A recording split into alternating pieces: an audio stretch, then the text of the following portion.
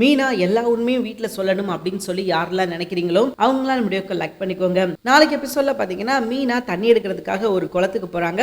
And அதே குளத்துக்கு தான் ரோகிணி வந்து திதி கொடுக்கறதுக்காக வந்திருக்காங்க. யாருக்கு அப்படின்னு பாத்தீங்கன்னா அவங்களோட கணவருக்காக திதி கொடுக்கணும் அப்படின்னு சொல்லி வந்திருக்காங்க. அண்ட் மீனாவை பாத்தீங்கன்னா தண்ணி எடுக்கிறதுக்காக அங்க போறாங்க. இவங்க இந்த பக்கம் பாத்தீங்கன்னா திதி கொடுத்துக்கிட்டு இருக்காங்க. அப்ப வந்திருக்கிற ஐயர் கேட்கிறாரு, நீங்க அவரோட கணவராமா, இது உங்களோட பிள்ளையா அப்படின்ற மாதிரி டீடைல்ஸ் கேட்டுக்கிட்டு இருக்காரு. இவங்களும் ஆமா ஆமா அப்படின்னு சொல்லி ஆன்சர் பண்ணிக்கிட்டு இருக்காங்க. சோ அப்ப வரைக்கும் எந்த பிரச்சனையும் கிடையாது. அண்ட் இங்க நம்ம குளத்துக்கு தண்ணி எடுக்க வந்த மீனா என்ன பண்றாங்க அப்படின்னா அந்த கோயிலை சுத்திட்டு வராங்க. அந்த கோயிலை சுத்திட்டு வரும்போது தான் ரோகிணி அங்கனுக்குள்ள உட்காந்து திதி கொடுக்கறத பாக்குறாங்க. முதல்ல இவங்க கண்ணே இவங்களால நம்ப முடியல. என்னது நம்ம ரோகிணியா, நம்ம ரோகிணி முதல்ல எதுக்கு இங்க வர போறாங்க, அதுக்கான வாய்ப்பு எதுவும் இருக்குதா அப்படின்ற மாதிரி சொல்லி அவங்க பார்த்துக்கிட்டு இருக்காங்க.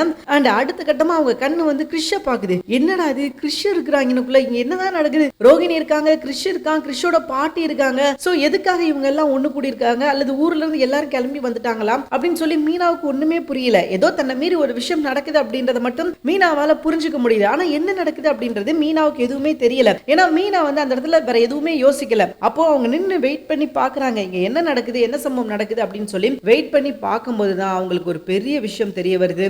அது என்ன அப்படின்னு பாத்தீங்கன்னா இவங்களுக்கு ஆல்ரெடி திருமணமாகி ஒரு குழந்தை இருக்குது. அந்த குழந்தை தான் கிறிஷ் அப்படின்ற விஷயம் இப்போ அவங்களுக்கு தெரிய வந்துருச்சு. சோ இப்போ இதை பார்த்த ரோகிணிக்கு வந்து செம்ம ஷாக். ஏன்னா மீனா பார்த்ததை இவங்க பார்த்துட்டாங்க. கொஞ்சம் கூட வந்து இதை யாருமே எதிர்பார்க்கல. ரோகிணி வந்து அதிர்ச்சியில தான் இருக்காங்கன்னு வச்சுக்கோங்களேன். எந்திரிச்சு மீனா கிட்ட போறாங்க. மீனா அது வந்து மீனா அப்படின்னு சொல்லும் போதே நம்ம மீனா வந்து கண்ணத்தை சோத்து பல்லாருன்னு ஒரு அறை கொடுக்குறாங்க பாருங்க, கொஞ்சம் தனியா கூட்டு போய். சோ உண்மையிலே இந்த காட்சிகள்லாம் நல்லா இருந்தது அப்படின்னு சொல்லலாம். ஏன்னா இவ்வளவு நாள் மீனா வந்து இந்த கேள்விக்கான விடையை தான் தேடிக்கிட்டு இருந்தாங்க. சோ அப்ப வீட்டுக்குள்ளே இருந்து இவ்வளவு பெரிய விஷயத்த மறைச்சிருக்காங்க அப்படின்னா அப்ப இவங்க எவ்வளவு வன்மத்துல இருப்பாங்கன்னு பாருங்களேன். சோ மீனா அடிச்ச அடி உண்மையிலே உங்களுக்கு ஒரு தேவையான ஒரு அடின்னு கூட சொல்லலாம். சரி, இப்ப அடியை வாங்கிட்டு அவங்க வந்து ரொம்ப கமுக்கமா இருக்காங்க, எனக்கு எதுவுமே தெரியாது அப்படின்ற மாதிரி தான் அவங்க ரியாக்ட் பண்றாங்கன்னு வச்சுக்கோங்களேன். சோ மீனா என்ன சொல்றாங்க, இந்த விஷயம்லாம் உங்களுக்கு எல்லாமே ஏற்கனவே தெரியுமா, தெரிஞ்சும் நீங்க எதற்காக இந்த ஒரு விஷயத்த மறைச்சிங்க, அப்படி என்ன உங்களுக்கு வந்து வன்மம், அப்படி என்ன உங்களுக்கு பிரச்சனை அப்படின்னு சொல்லி மீனா கேட்க அப்புறமா அவங்க லைஃப்ல நடந்த விஷயங்கள் எல்லாத்தையும் சொல்றாங்க. அதாவது மீனா, என்னோட லைஃப் எல்லா பெண்களை மாதிரி தான் கரெக்டா தான் ஆரம்பிச்சு, எந்த பிரச்சனையும் இல்லாம தான் போச்சு. ஆனா போகும்போதே சில பிரச்சனைகள் எனக்கு அப்பப்ப வர ஆரம்பிச்சிச்சு அப்படின்னு சொல்லிட்டு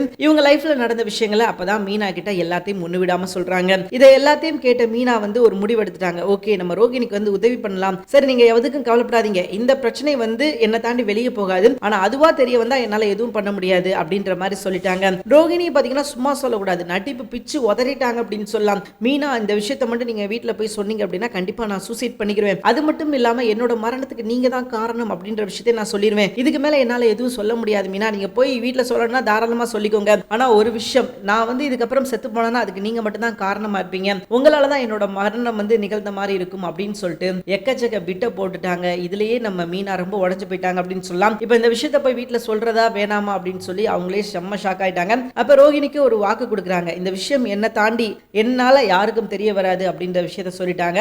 சோ இதுக்கப்புறம் மீனா விஷயத்துல நம்ம ரோகிணி அடங்கி தான் போகணும், அவங்களுக்கு வேற ஆப்ஷனே கிடையாது. பார்க்கலாம் இதுக்கப்புறம் என்ன நடக்குது அப்படின்னு சொல்லிட்டு. தேங்க்யூ ஃபார் வாட்சிங்.